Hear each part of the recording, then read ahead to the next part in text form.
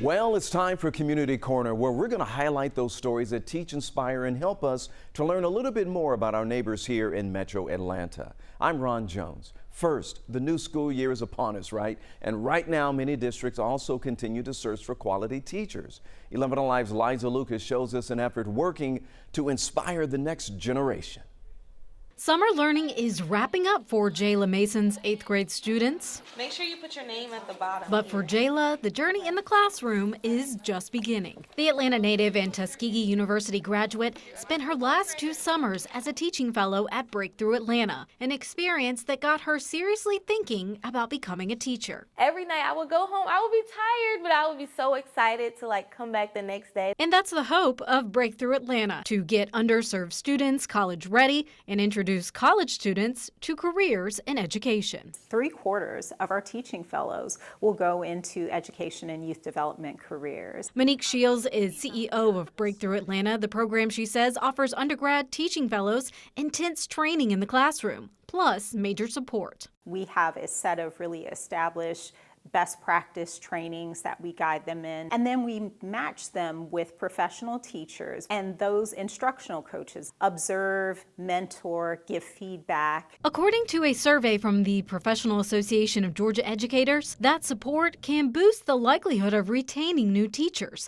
That same survey highlighting the need in Georgia, with nearly 1/3 of teachers indicating they're unlikely to continue teaching another 5 years due to burnout and other issues. Jayla knows it's going to be hard, but worth it. Impact that it has on children. They didn't understand something, I taught it, and now it's like a light bulb. A local hospital is hoping to get stay-at-home moms back into the workforce by putting them through a free program that helps them to feel more prepared to get hired. As 11 Alive's Molly Oak explains, the application for the next round of this program is now open. Sometimes just showing up takes effort. It's not easy. Sure, it's really hard. Growing pains can come with a new job. So even figuring out how to have a smartphone in the workplace, was it allowed to be in the workplace? Could I use the Wi-Fi here? Betsy Hassan is back at work for the first time in 15 years, almost 16, and I'm tired.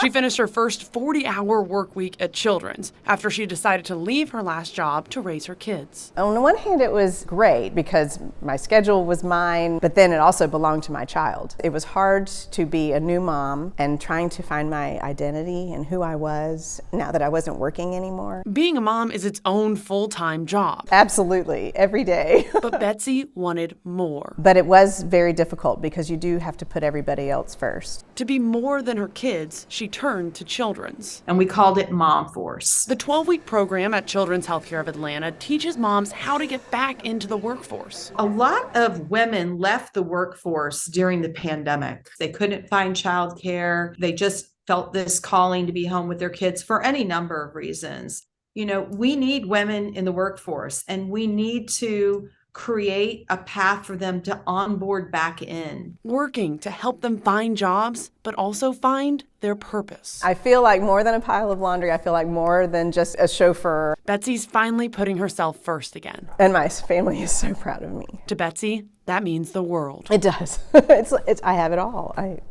It's not perfect. I have a lot to learn, but it's amazing. The work is worth it. Science is advancing rapidly, finding solutions for problems every single day, but it's not happening fast enough for people who need it most. So one young scientist took it upon himself to find a cure for his own disability. 11 Alive's Caitlin Ross explains how he is now studying the nature of movement. As a young boy, I was curious with the world. Everything fascinated me. And I would love spending time with animals and plants and water. That love of nature was my initial spark for science. Haru Crooks became a scientist. We're analyzing different genes to understand how things move. I wondered, how did this work? How does any of this work at all? Or why it doesn't work. I believe that there is a memory in the cells, there is a memory inside the body to heal itself. In 2016, Haru broke nearly every bone in his body in a car crash on 75. The worst injury was my spine, which I was essentially and left with paralysis. After months of traditional rehab in the U.S., Haru traveled to Panama and India for stem cell treatment not yet available in the States. I came back and the doctors couldn't believe it because that was supposed to be my life forever.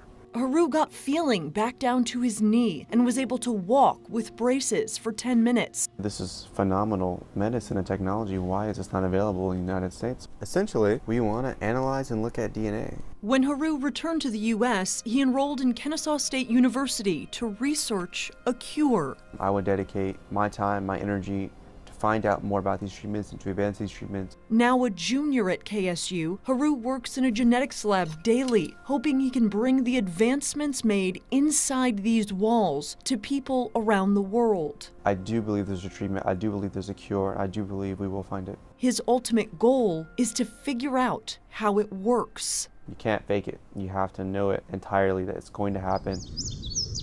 He wants to feel the grass under his toes and the streams at his feet. I'm going to really enjoy the day I can walk again, and I think I'm going to enjoy what it took to make it happen the most. He wants to understand the nature of movement. Groundbreaking technology is now hitting the streets of Cobb County, and it's all part of a program featuring an autonomous shuttle bus. 11 Alive's Bobeth Yates takes us for a ride on the self-driving shuttle, better known as the Hopper. Meet the Hopper is the state's first self-driving vehicle that services a major entertainment complex. But you're not all alone. This camera right here allows it to be monitored remotely, and here are its eyes. Now, let's get on.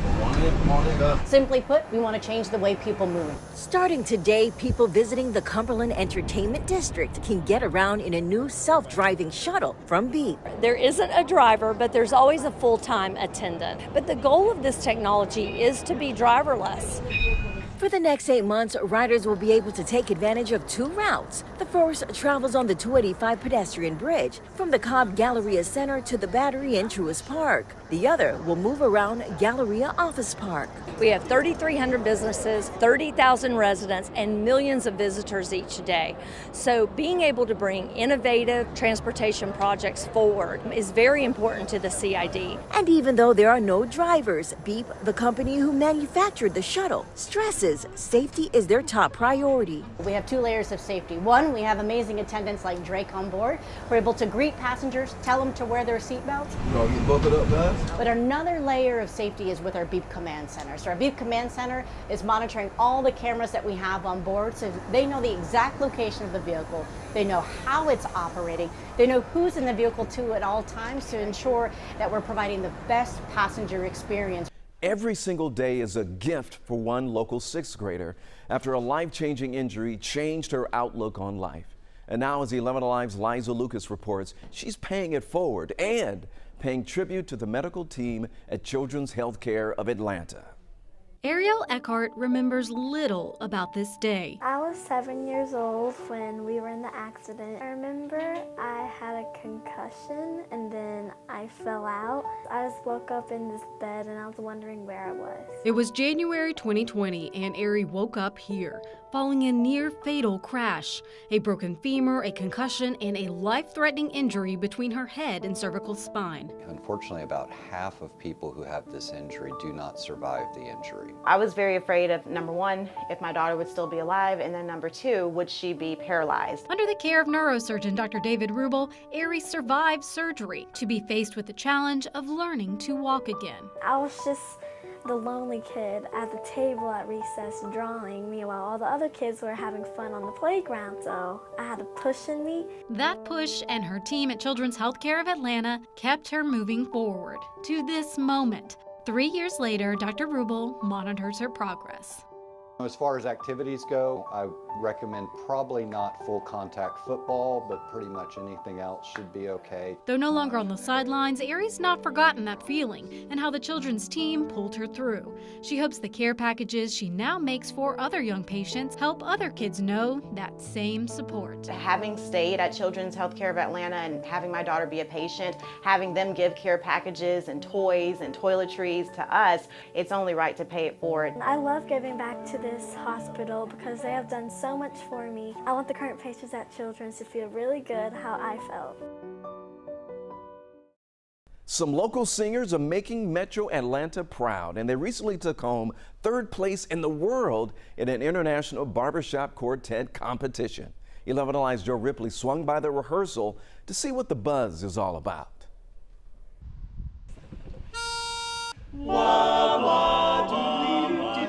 Their ears perk up, they think, what is that sound? You won't find clippers, cuts, or cornrows in this kind of barbershop. When the tones come together and lock, they build what they call overtones. Instead, you'll find chords and community. We often say that the angels are the ones that are singing those tones. Here at St. John United Methodist Church, a 4-part harmony rings strong thanks to the Atlanta Vocal Project. So founded back in 2005 in a basement of all places, but now we've been able to grow this thing to 35 active members, and that age ranges anywhere from 16 all the way up to 88. From the basement to the stage.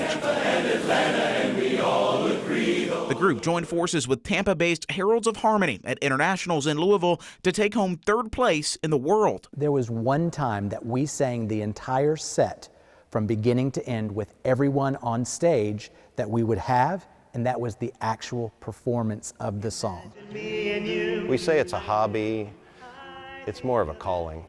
A calling, President Zach Dundas says, that calms in the collective, a calling you won't find in just any old barbershop. A calling that serves the singers and those listening. Singing is just that great way to have fun and kind of escape everything else in life and find something that everyone agrees on, no matter what they disagree on. This really does bring us together for a common purpose. Here in Sandy Springs, I'm Joe Ripley. 11 Alive.